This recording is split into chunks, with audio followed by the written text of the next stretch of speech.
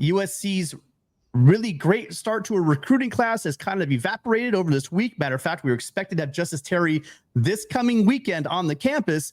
Turns out he now also decommits from USC. Big, bad group of news for us. But it's too expected. Anyone that's new to the game, recruiting, welcome to recruiting. But this is what happens sometimes for traditional reasons, sometimes for new reasons. But USC is down 2 5-stars, Matt. Yeah, I mean, this is ugly. This is a bloodbath. There's no way to sugarcoat this. And one thing to say off the top, at our friend Adam Lamparello, right? He's been nipping at my heels saying, call out Jen Cohen for the Big Ten and the tough schedule. That's not her doing. This, okay? You want to call out Jen Cohen? This is something worth calling Jen Cohen out for. She's supposed to be the fundraiser.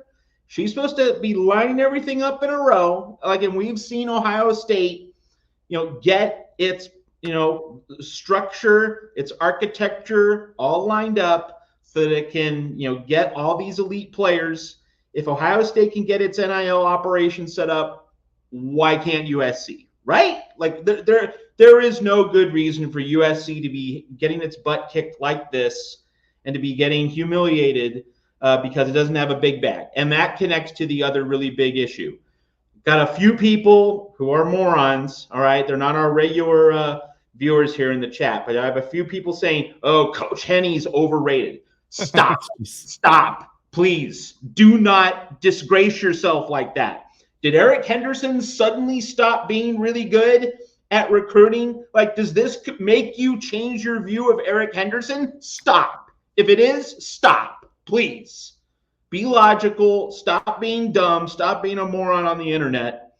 And here at the Voice of College Football. He put in the dog work to get Justice Terry and Isaiah Gibson in the door. And then 2.5 months later, wait, did they suddenly not trust or not like Eric Henderson's NFL development credentials? Come on. This is not a coaching issue. All right. This is NIL. This is the architecture. This is the infrastructure. This is about compensation. All right. Eric Henderson did not suddenly become a weaker recruiter. He recruited these guys. All right. And now a couple months later, they're leaving. We also saw the Isaiah Rakes situation. He played USC like a fiddle, and he exposed that loophole. He exploited that loophole in the SEC transfer rule, where you can't transfer directly from one SEC school to another and play for that SEC school. He just went from A&M to USC to Auburn. So he basically used USC. These are things that in the recruiting process that need to be reformed. All right. This has nothing to do with Eric Henderson suddenly being worse or not being able to close the sale. I mean, he gained a commitment, and that's really what we need to be talking about in part. Now, part of it's the NIL, but the other part of this is we need to reform this system, man. I mean, and people from Michigan, Oklahoma, Oregon, Ohio State, various other programs, they might be saying, oh, Matt, you're just letting loose on this because USC is the victim. Well, it's the reason we're doing this show today, but this is happening everywhere. USC is not unique in this regard with these instant flips 2-3 months after guys enter a program. We're seeing this everywhere. Kids changing their minds this is not unique to USC. But can we just all say as a national community, not just a USC community, that this system needs fixing? And one thing go ahead, Tim. I was going to say, Matt, it would be one thing if we just all of a sudden started railing against NIL. If we just start saying this shit's broken, if we just today said, oh, we lost 2 5-stars, we think NIL sucks and blah, blah. And by the way, NIL had something to do with why we got these 2 guys. Trojan fans, make no mistake about it. It's just, I think USC caught up to where, we'll get into that in a minute. But NIL, and there are other reasons. You guys realize we're trying to pluck 2 premier top 5-star guys out of Georgia, pulling them away from Georgia with their track record of getting guys. What my thing is yes, NFL is a big thing, but it's also big getting kids to the NFL. Georgia is doing that all the time with defensive linemen. It's a proven commodity. When you're going to play in a Kirby Smart defense, you're going to get to the NFL if you have talent. You're going to be developed in a way. And USC is selling development. I think USC has a great coaching staff, but they haven't done it yet. And so pulling kids out of Kirby's backyard, top recruits who they're going to throw a bunch at and go right after. And why wouldn't they? Of course they're going to, just like USC should be doing for kids in Southern California. Was a huge grab. The fact that they came in, look at the circumstances about how they actually became commits, you guys. They didn't come on an official visit. It was really early. Young people get really excited. They make decisions. I was happy. I will tell you that this was sold. They were sold. They were coming. Henny did his job. I think someone on the back end dropped the ball here, and I think, Matt, you're kind of on it. There's no doubt this smells like there were either promises made or that there were more promises made and USC couldn't keep up. I don't know what it is, but this is a new age of college football. That's why you hear me all the time. Matt, I saw your tweet.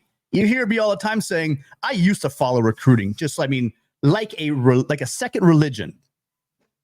But what's the point now, really? Because I'm sure both these guys were intrigued with the campus, the coaching staff, whatever they were being offered at the time, the lifestyle, whatever it was, they were all on. But you guys, I've been following recruiting for 30 years now, and recruits fall in love on these visits, and then slowly over time, especially if they're out of state recruits, that magic gets whittled away, and reality starts setting in, and it's hard to hang on to these guys in the best of circumstances.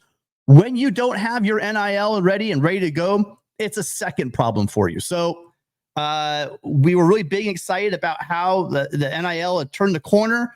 I think this was our first litmus test, and I believe, Matt, that it's failed. But matter of fact, though, we do have a call on the line. You want to take that call, or you got something else to respond? Yeah, let's take the call. All right, caller. Hi, what's your name? Where are you calling from? Hey, guys. Russ from San Diego. Hey, Russ. How you doing? I got an idea what you want to talk about. So where do you want to hit it from? Yeah, so, I think like a lot of people in the chat room, I probably, I was sort of like wrestling with what the hell's going on here. Like, is it, there's a million different things it could have been. And then I saw USCJ's video, and, USCJ, is on the target more often than not. And he said that he has a source that he trusts, has been right before, that, promises were made, we're going to give you X amount by X date, like something like that from the NIL collective. And the collective, said one thing. And then when it came time to pony up, was getting cold feet or something to that effect. And if that's what's going on right now, this is a Pat Hayden level amateur hour embarrassment. If we are supposed to be the glit and the glamour school. I know we don't have A&M money or Nike money or whatever, but if you tell a kid we're going to give you, this is what we're going to get you, and we're going to have it to you by a certain date, like this is clown show if you can't do it. And, yeah, I got you, Russ. I'll say this. Russ, move on to your point. Yeah, you're sticking on the same point. I donated Right. I donated a non-insignificant amount of money to the collective back in before April, because I don't want my money, going to a federal government that, does a lot of things I don't agree with.